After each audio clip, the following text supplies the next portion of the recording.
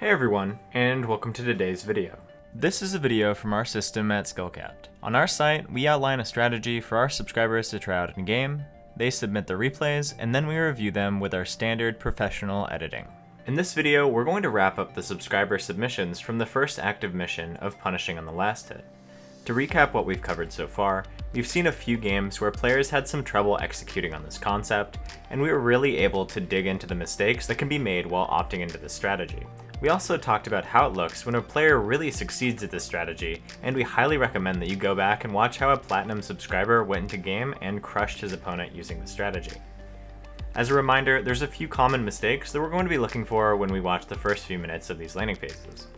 These mistakes are trading for no reason, punishing too early, punishing too late, sticking around too long after autoing, and missing your own last hits while playing aggressively. This replay is submitted by Zio, who is playing Caitlyn with a Morgana support in Diamond 5 against Ezreal and Soraka.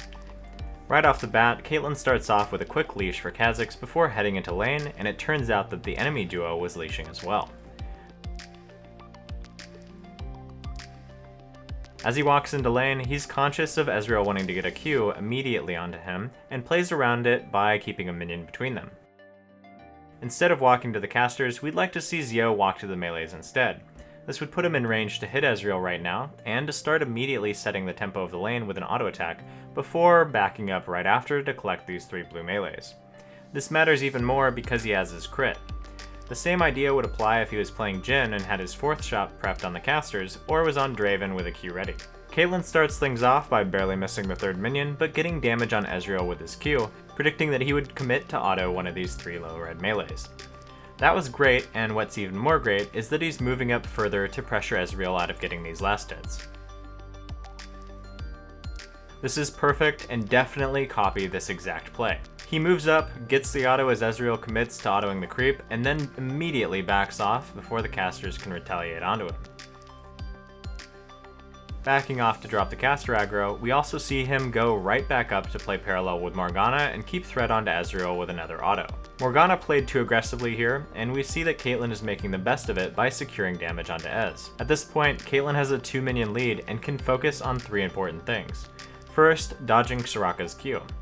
Second, keeping a minion between her and Ezreal to nullify his Q harass. And third, waiting for the red minions to get low so she can punish Ezreal on his last hits. And as an aside, since the enemy team is abusing the brush, he wants to get a ward in there as soon as the melees are down.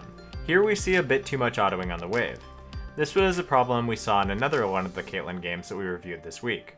This is a problem because we don't get much out of autoing the wave more, but by doing it we are actively losing pressure on Ezreal.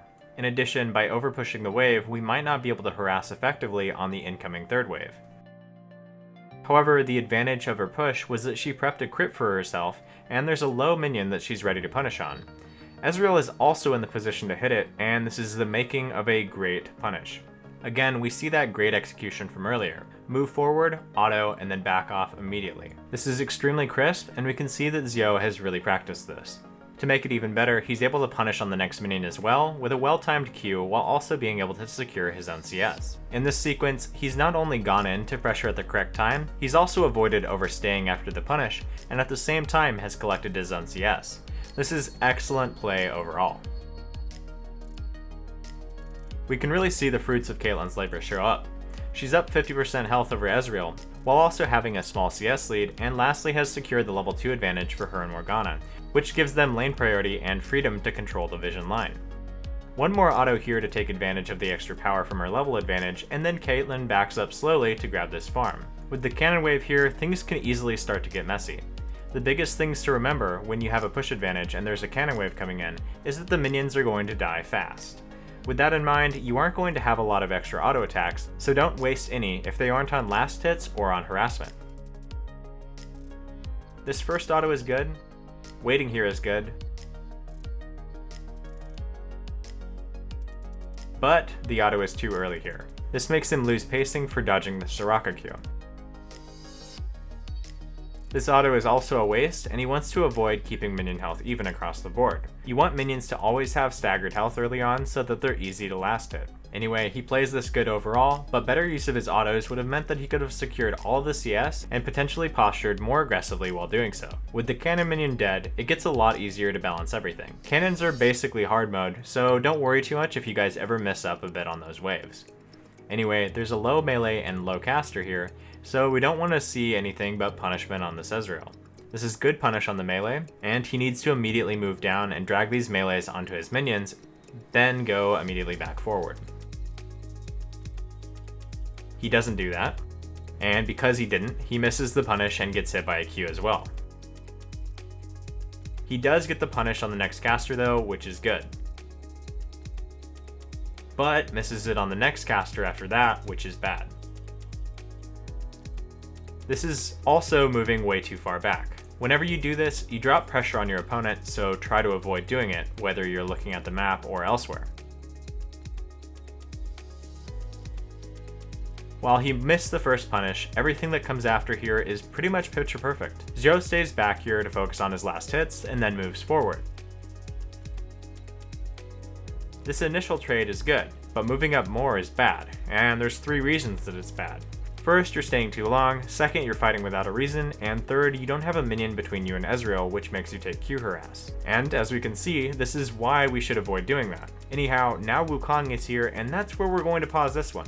As a Diamond player, Xiao has excellent mechanics, and we were able to see some really great understanding of how to avoid fundamental mistakes that most players make. We routinely saw him getting damage on Ezreal at the right times. We saw him back off immediately without staying too long, backing off also to avoid losing his own farm, and only once did Xiao fight without a good reason. This was a more granular analysis, and we don't want to take anything away from Xiao's great skill. Overall, the play shown here was excellent, and he was able to maintain even health along with the CS lead against the Soraka lane, while his support pretty much sat on her thumbs. For players below Diamond trying to master this strategy, we recommend that you go back and watch the ways that Xiao was able to get in that exact moment, get one auto off, and back off immediately without losing health. For Xiao, keep working on your harassment patterns and auto attack efficiency on cannon waves. In addition, avoid those rare instances where you break away from solid play by fighting without a reason or sticking around too long. Well, that's it for this one. Thank you so much for watching, and we'll see you next time.